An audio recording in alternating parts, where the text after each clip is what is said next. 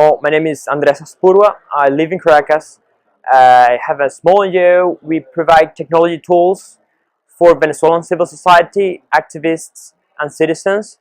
So stuff help provide civil society organizations with the tools to empower their own work and facilitate collaboration between the organizations, while at the same time creating tools directly for citizens to promote participation, to promote civic activities, and so that they also are well informed and have the tools they need to keep themselves informed, active, and taking part of the democratic process. We have done stuff like, for participation, a voting simulator that helps people how to teaches people how to vote in a very interactive way. It's all internet standards compliant, no flash, nothing like that, but it feels like a game. It's very interactive. You move your mouse, and it's like if it's a game. You click different things in the election monitor simulated election monitoring machine, and you can try how things work, because most people who are first-time voters or are older folks are either don't know how to use this technology, the voting technology, or they're just afraid of technology altogether. So the idea is to bring them closer to those people who are more familiar with the electronic voting system in Venezuela, so that they feel more comfortable voting. Because if they're uncomfortable with the voting system and don't know how to do it, they're less likely to go out and vote.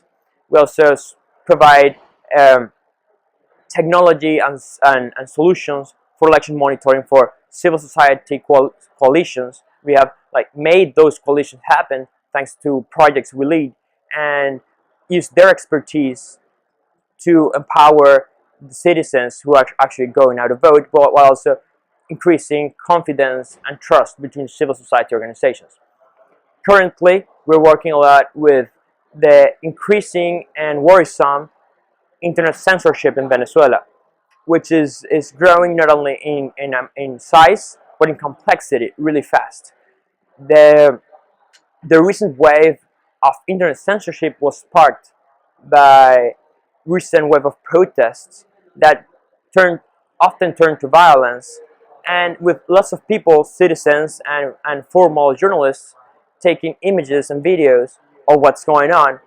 Some of those images were pretty clear, showing how the state were overusing force in disproportionate ways, and the government decided to start blocking important services for citizens. Stuff like Twitter images.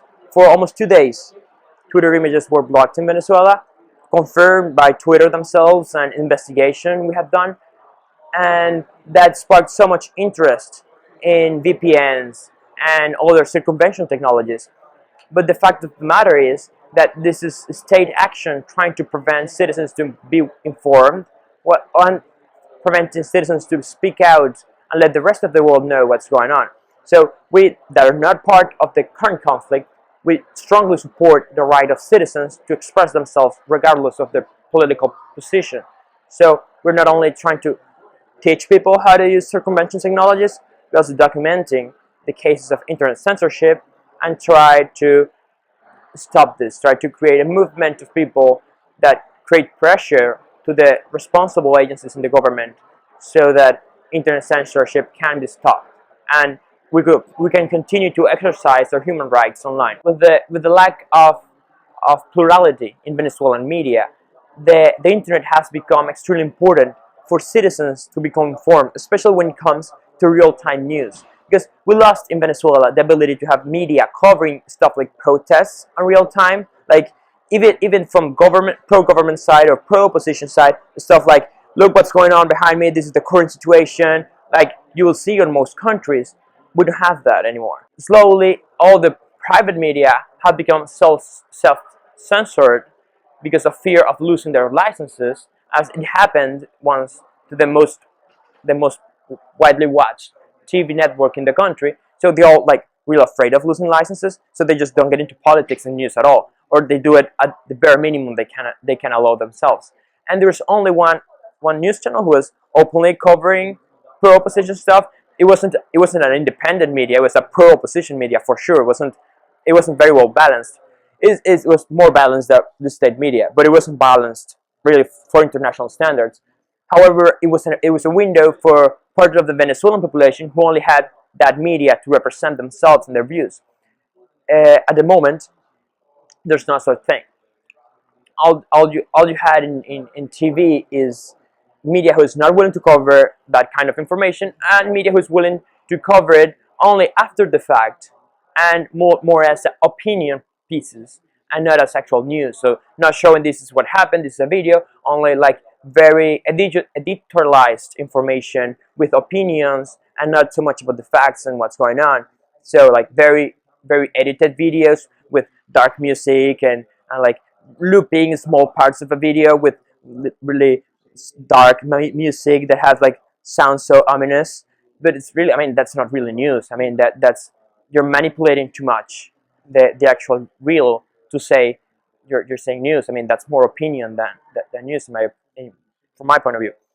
So in the end, the thing that's most important is with the lack of variety in news, especially news that can react really fast, stuff like real-time video from the streets, people turn to social media. And with that came some pitfalls, stuff like fake news and fake images gone viral. Some of those some of those started by people who just want some attention or want some more followers on Twitter. Sometimes it seems like it's a deliberate effort of disinformation, because at some point you'll start seeing pictures who are really well known, stuff like that image from Egypt, a lady being dragged almost half naked, being stamped, being kicked by military man in uniform, and she almost half undressed. I mean, it's a very well known image, and and even the uniforms do not match to Venezuelan uniforms. So why would someone try to show that? I don't know. I present it as Venezuela. That's hard to say. But at some point, the most outrageous images didn't came from these fake sources. It came from real sources in the country. So it's hard to say why someone would, if you wanted to just grab attention, why wouldn't you grab the real pictures of army men and national guardsmen pointing guns at people in the protests, like 9mm pistols? I mean, that's not anti-riot gear. That's just a firearm. And I don't know, it makes no sense. The thing is, after the fact, you would see government sources discrediting any kind of media showing an abuse of force on protests, saying by showing some pictures who are obviously fake. So maybe just trying to show that all the images are fake because these are fake. I don't know, but who put those images? I mean, sometimes it's just people who just want to get more attention. There are allegations who are, I mean, of course, impossible to verify, that some of those fake images actually come from the government trying to cover up what's really going on. We're launching today a website called Internet Libre VE, or internetlibreve.org. The idea is pushing out whatever we know about the current situation of internet censorship and internet surveillance in the country. With this launch with a coalition of organizations and NGOs in Venezuela, it's an ever-growing alliance. So more people, more organizations, more institutions can come, provide more data, and support the campaign. And we also have a petition on change.org. There's a huge link on our site. If you visit, you can click it. You can get to the petition. The petition is English and Spanish, and we love the support not only of Venezuelans but the international community, people who are involved with the internet, people who are involved in human rights, because right now the limitations imposed on Venezuelan citizens on the use of the internet is so great that it's becoming a human rights violation. If the broadband is so low that you cannot choose whatever you want to do with the internet, then your freedom of expression and opinion is being limited. If you cannot stream video or upload video because your internet speeds are being slowed down on purpose, or just because lack of investment, then your expression online is being limited. And the internet plays such a key role in the formation of public speech and public opinion in Venezuela, that not having complete, free, and open access to the internet is a huge problem. It's a huge violation of our human rights. This new website will have all the recent information, about the internet censorship and other internet problems in Venezuela. It'll be a hub for activities that activists can follow, stuff like help identify internet censorship, how to best identify what's going on, what kind of censorship is happening, share this data with us, uh, sign petitions, or attend to activities, chats, or discussions on the topic, watch videos that explain what's going on, and help sensitize the rest of the community who may not be completely aware about what's going on and why it's so important.